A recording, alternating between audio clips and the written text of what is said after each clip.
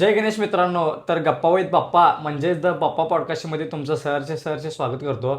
तर आज आपण एक अशा मंडळासोबत गप्पा मारणार आहोत ज्या मंडळाचं पारंपरिक हा शब्द ऐकला की त्या मंडळाचं नाव हे डोळ्यासमोर येतंच. असंच इचलकरंजीमधील एक गाजलेलं म्हणजे नावाजलेलं मंडळ म्हणजे कलानगरचा हा महागणपती आहे. तर आज आपण गप्पा मारणार आहोत कलानगर महागणपतीचे विश्वस्त म्हणजेच अभिषेक दादा वाळवेकर यांच्यासोबत. तर नमस्कार अभिषेक दादा. नमस्कार.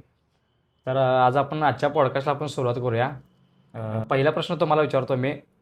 सर्वप्रथम कलानगरचा महागणपती या मंडळाची स्थापना कधी झाली आणि त्यामागची प्रेरणा काय होती? प्रेरणा अशी होती, कलानगरच्या महागणपतीच्या मंडळाची स्थापना 1978 साली झाली काहीतरी. त्या काळी असेच कलानगरचे काही आमचे आत्ताचे ज्येष्ठ जे सदस्य होते, त्यांनी ती लहानपणा बाबा एक आपण गणपतीची आराधना करावी आणि त्या दृष्टिकोनातून आपल्या मंडळाचाही गणपती बसायला पाहिजे. तर अशा ह्याच्यातून ती एक प्रेरणा त्यांना मिळाल्याने त्यांनी त्या गणेशोत्सवाची त्या ठिकाणी सुरुवात केली आणि तोच गणेशोत्सव आज कालांतरानं जसं त्याचं रूप बदल तसं ते मोठ्या प्रमाणात आज त्या ठिकाणी आपण उत्सव होताना बघतोय.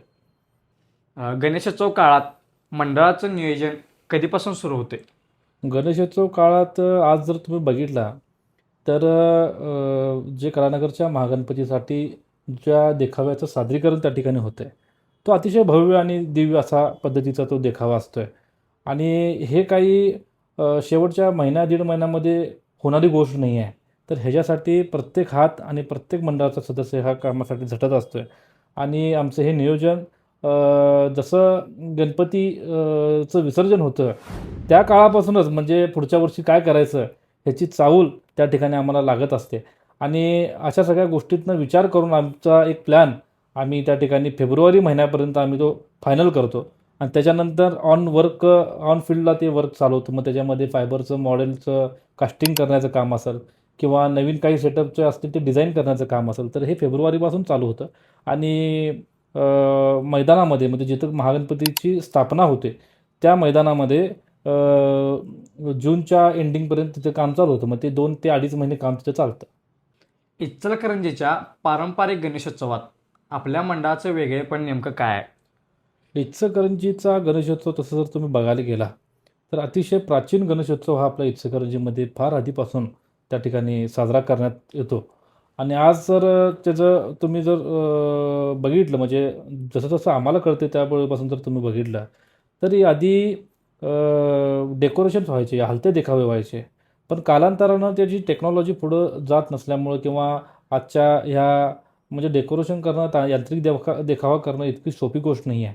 मग त्याला तेवढा वेळ तेवढा त्याच्यामध्ये पेशन्स ह्या सगळ्या गोष्टी आल्यामुळं आज सर्वजण म्हणजे 20 फुटाची मूर्ती, कोणाची 21 फुटाची मूर्ती, कोणाची 25 फुटाची मूर्ती म्हणजे गणपतीच्या गणेशोत्सवामध्ये काही केलं तरी थोडंफार त्यामध्ये बदल किंवा त्याचं स्वरूप हे बदलायला लागलेलं आहे आणि पारंपरिकतेच्या दृष्टिकोनातून जर तुम्ही विचार केला तर आपण जो गणेशोत्सव त्या ठिकाणी साजरा करतो तर त्याच्यामध्ये महिला वर्ग कशा पद्धतीनं त्याच्यामध्ये इन्व्हॉल्व होईल आणि त्या ठिकाणी वेगवेगळे रोजचे मग त्यामध्ये भजनाचे कार्यक्रम असतील, त्यामध्ये महागणपतीच्या किंवा इतर काही धार्मिक गोष्टी असतील किंवा धार्मिक कार्यक्रम असतील तर ह्या गोष्टीचं जतन त्या ठिकाणी प्रामुख्यानं केलं पाहिजे.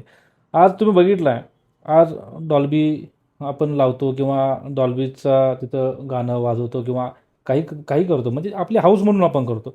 पण गणेशोत्सव म्हणजे कसा असावा? गणपती हा बुद्धीचा देवता आहे, 64 कलांचा अधिपती हा गणपती आहे. त्याच्यामुळं त्याच्या आराधनेसाठी त्यातला पूज्य असलेल्या गोष्टी ह्या आपण प्रामुख्याने त्या ठिकाणी केला पाहिजे. तर 10 ते 11 दिवस आपल्याकडे तो पाहुणा म्हणून येतो आणि इतकं वातावरण त्यामध्ये एक चांगल्या पद्धतीचा उत्साह त्या ठिकाणी निर्माण होतो आणि आपण आगमन असेल किंवा त्याचं जे विसर्जन असेल ह्या सगळ्या गोष्टीमध्ये त्याची पारंपरिकता किंवा त्याच्यासाठी त्याला ज्या आवडतात अशा गोष्टी, बाप्पाला ज्या आवडतात अशा गोष्टी त्या ठिकाणी करणं हे आम्ही त्या ठिकाणी जास्त प्रमाणात आम्ही त्या ठिकाणी पाळतो आणि त्या पद्धतीनेच आम्ही त्या ठिकाणी गणेशोत्सव साजरा करतो. दादा, इतक्या वर्षापासून तुम्ही परंपरा जपत आलाय मंडळाची आजपर्यंत.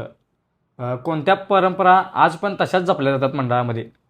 इतक्या वर्षापासून आज तुम्ही जर बघितलं तर आमचे ज्येष्ठ ज्यामध्ये प्रमुख नाव घेता येतील आदरणीय सुनील तोडकर भैया असतील, आमचे वडील माननीय रमाकांत वाळवेकर असतील किंवा शिवाजी सुर्वे, प्रशांत सपाटे, किंवा आपले शशिकांत राक्षे, म्हणजे ह्या जे मंडळाचे हे ज्येष्ठ कार्यकर्ते त्या ठिकाणी होते.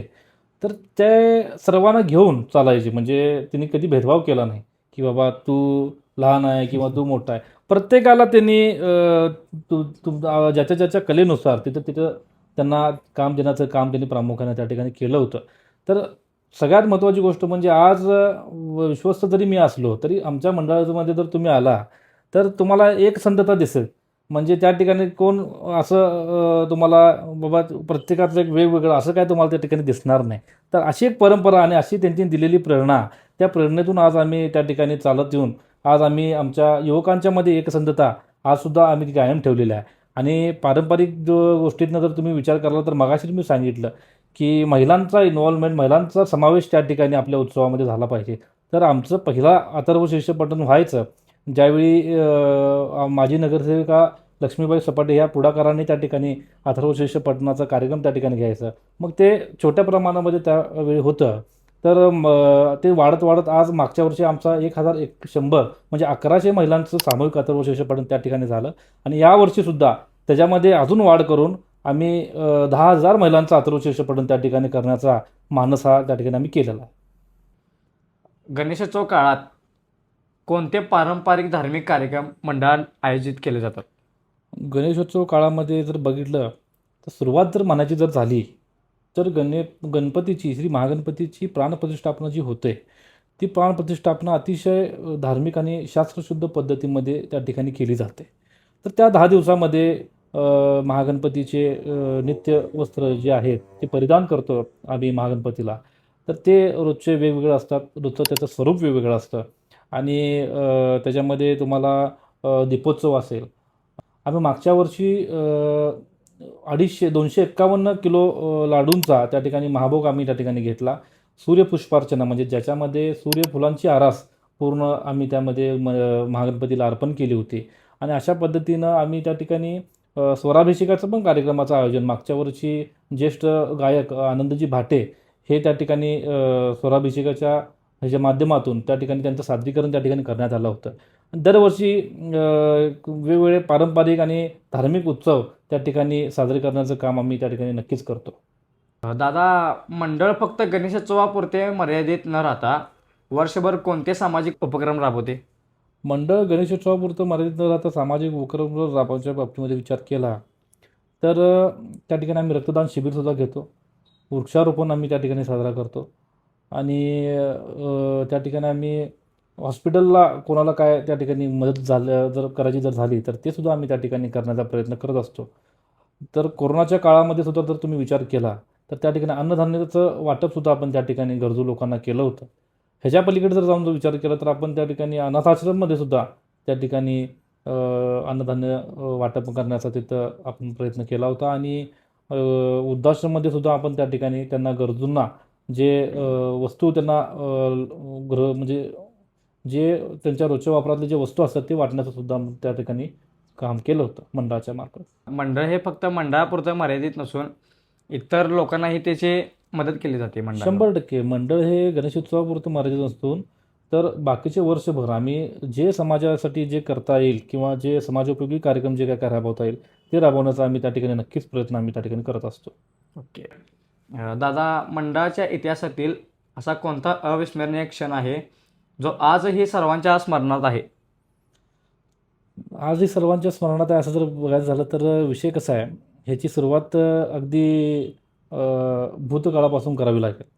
आज एक वेगळ्या लेवलला आम्ही गणेशोत्सव साजरा करतो. एक शास्त्रशुद्ध पद्धतीनं त्यामध्ये गणपतीची आराधना करण्याचा आम्ही तिथं प्रयत्न करत असतो.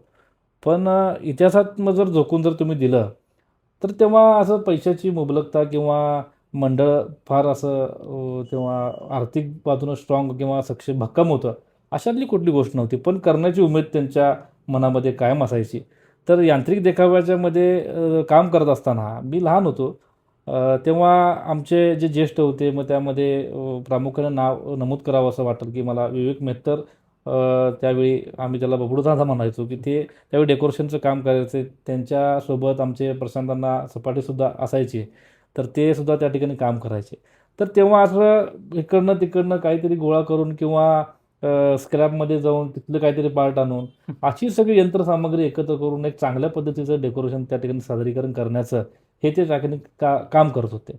आज मंडळ मोठं झालं, लोकांची त्या ठिकाणी भक्ती वाढत गेली, लोकांचं त्याच्यामध्ये इन्व्हॉल्वमेंट वाढत गेली, त्यामुळं आता तिचं स्वरूपसुद्धा पालटलं.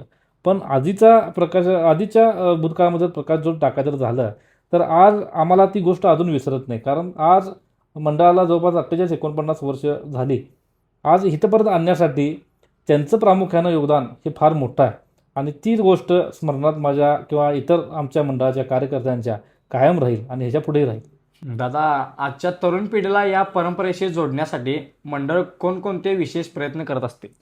आज मंडळाचं जर एक संक्षिप्त रूप किंवा एक विस्तारित रूप जर बघितलं तर आम्ही कलानगरचा महागणपती हे फक्त कलानगरपुरतं त्या ठिकाणी मर्यादित ठेवलेलं नाही, तर कोणीही इतर मंडळातले सुद्धा कार्यकर्ते किंवा इतर मंडळातले सुद्धा युवक आज या उत्सवामध्ये सामील होऊ शकतात आणि तिथं काम करू शकतात. अशा पद्धतीनं त्याचं एक आम्ही विस्तारित रूप त्या ठिकाणी ठेवलेलं आहे. याचं कारण असं, जर तुम्ही बघितलं आज आमच्या मंडळामध्ये जवळपास 250 ते 300 सेवेकरी आहेत. म्हणजे ते त्या ठिकाणी 10 ते 11 दिवस अगदी गणपतीच्या प्राणप्रतिष्ठेपण्यापासून बाप्पाच्या विसर्जनापर्यंत हे ते त्या ठिकाणी काम करत असतात. तिथं प्रत्येकाला एक वेगवेगळी जबाबदारी असते, वेगवेगळं त्या ठिकाणी प्रत्येकाचं काम असतं. तर हे 10-11 दिवस अगदी मनोभावे ते त्या ठिकाणी काम करत असतात, मनोभावे ते सेवा देत असतात. तर ह्यातून त्यांचं घडतं, त्यांचं माणुसकीचं दर्शन त्या ठिकाणी जे घडतं, तर मला वाटत नाही की असे त्यामध्ये इन्व्हॉल्व होणारे किंवा सेवा देणारे लोक कुठल्या वाम मार्गाला बागायचे जात असतील.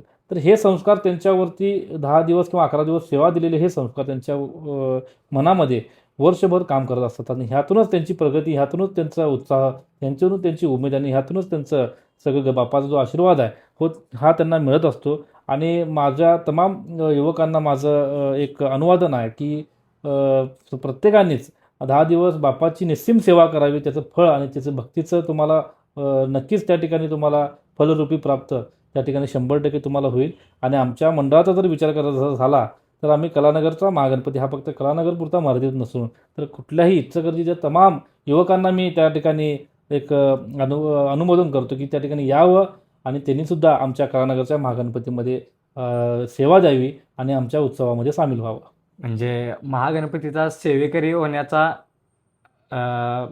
आजच्या पिढीला मान मिळणार आहे. होय, नक्कीच आजच्या पिढीला आम्ही तेच सांगू इच्छितो की आपण या धार्मिक उत्सवामध्ये, धार्मिक कार्यामध्ये जर सहभागी जर घेतलं तर नक्कीच आपलं दूरदृष्टी जी आपण प्रगतीच्या बाबतीमध्ये जर गेलं, तर लक्ष केंद्रित करण्याच्या बाबतीमध्ये जर आपण विचार केला तर नक्कीच हे संस्कार आपल्या त्या ठिकाणी कामी येतात. आणि याचा जिवंत मूर्तिमंत उदाहरण म्हणजे मी स्वतःच आहे. आणि पहिलेपासूनच मला बाप्पाची आवड होती आणि त्या ठिकाणी मी पण आज तिथे सेवा देण्याचं काम हे प्रामुख्याने करत असतो. बाप्पाची सेवा मी अगदी फार म्हणजे मला म्हणतात ना की माणसाला जेव्हा जन्म माणूस घेतो किंवा एखादं बाळ जेव्हा जन्म घेतं तर त्याला पहिला देव हा बाप्पा कळतो. अशा पद्धतीचंच मला माझा पहिला देव हा बाप्पाच मला माहीत होता.